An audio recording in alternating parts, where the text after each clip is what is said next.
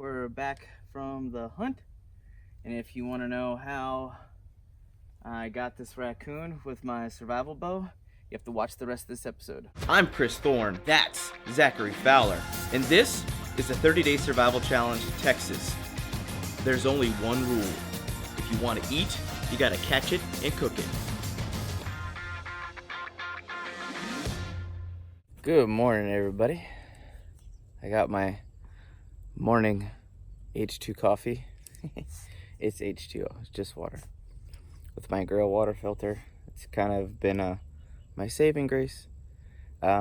Zach is getting ready to go to the river because for you guys who didn't see yesterday, if you haven't seen yesterday, you need to go back and watch the episodes that are up on the right hand corner. That guy right there just caught 3 catfish for our Thanksgiving dinner, which was amazing. Getting used to a new area has its own challenges given the fact that we got used to a certain setup with our old location, and now coming here trying to figure out where the best spots are for crawdad traps, have a heart traps, throw lines, active fishing. There's a lot of experimenting and traveling and exploring involved. So the fact that basically in a day or two we were able to get catfish nailed down in the creek, pretty freaking exciting. So definitely stay tuned on both of our channels for today's adventure because day 23, super amped. And here in a moment, after I get done drinking some more water, we're actually going to go down to the creek and see how my have a heart traps did last night. Oh, it's gonna be a bright one today, guys. Oh my gosh. Okay, well, this is the first day setting out the traps, but nothing doing on either one over there. But that's actually kind of normal when you're baiting a brand new area for the first time. I've never set traps out here before, so it'll take typically a couple days for them to for creatures to figure out there's food here. Well, traps were a bust is what it is.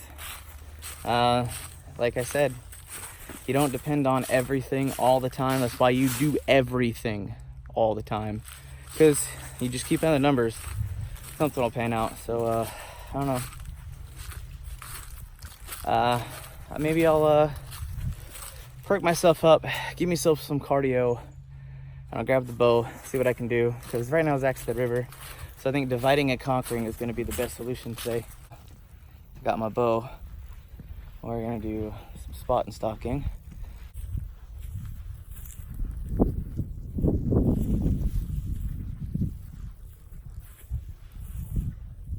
What you want to do is you want to scan the tops of the trees. Look, daytime there's usually not a lot out, but with it being wintertime, who freaking knows? Last night was a good meal. Catfish is great, but I always have to be on the lookout. I rebaited all the traps. Now it's time to do a little bit of active hunting and see what this bow is made of. Guys, look, we have a raccoon in the tree.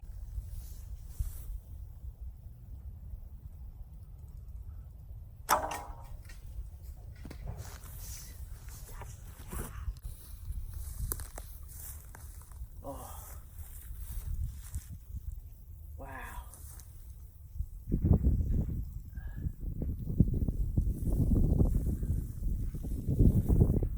What a huge guy.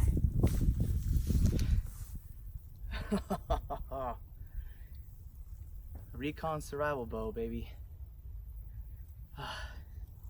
Time to go show Zach.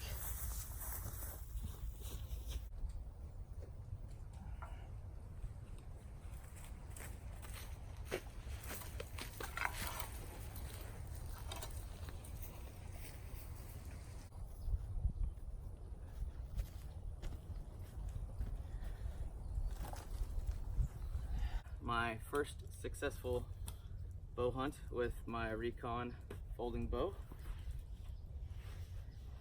Whew. Getting that practicing yesterday, I guess, was going to be pretty important.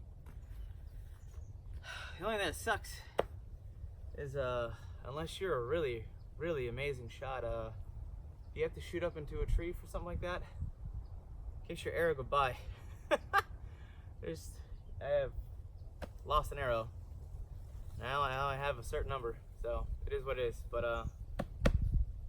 time to go get dinner ready. You guys can tell, because this is blurred out, according to YouTube policies, we cannot show the skinning or processing of any animal or game. And well, it's pretty straightforward. But I'll go ahead and process this creature up and get it ready for dinner.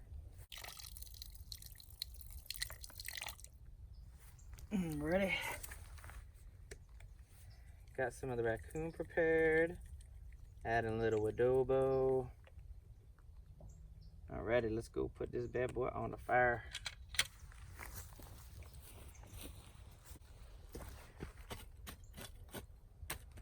Alrighty, got her on the fire. Let it cook. It's not sunny no more. Time to check on the pot. Oh, I have it facing the wrong way, don't I? Let's see how the raccoon's going. Ooh, that's doing really good. May add some more adobo to get those legs cooking good. I want them to be a nice treat tonight. It's been a long day, a lot of walking, and this bad boy is a huge blessing.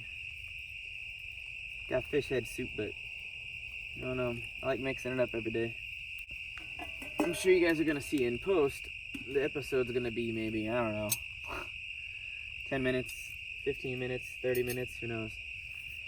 But like, just the hunt, just using the boat today, god dang, that was like 4 hours of walking around with nothing. And it's kind of, I think it's an aspect of survival a lot of people don't get. It's a lot of waiting, it's a lot of walking, a lot of praying, a lot of hopefully, you know, hoping you can outsmart the creatures out here. I mean, Zach was at the river all day, pulling out every trick in the book, I'm sure, with the minnow traps, throw lines, you know, active fishing, all that stuff he's doing. And as far as I know today, he didn't get anything at all. He got 3 yesterday, which was great, but spent the whole day. It's just, nature doesn't care what you want. Nature does what nature does. And it gives, takes away, the whole 9. But, whew. Can't be mad though. Got fish head soup right here. Got some raccoon. It's gonna be a good night. So Zach just traipsed off, right? With his air gun. Without his camera. He doesn't have a camera with him. That's crazy. Anyway, so he, I just heard this bazooka level, like, it almost sounds futuristic. His shot just went off. So hopefully he comes back with something. That'd be super awesome. But anyway, I wanted to kind of make a confession to you guys, as it were. So I was reviewing all the footage today, and as I was reviewing the footage, I was gonna just kind of let everything ride. I thought it was gonna be good, but I just wanted to kind of just, I guess, be on the level with everybody. So there is that shot where you see me all posed up with my tripod, physically taking the actual shot, like you get to see me shooting the arrow. Well, I didn't have my tripod with me. I can't do that real time. It's impossible. Because all I had was my iPhone.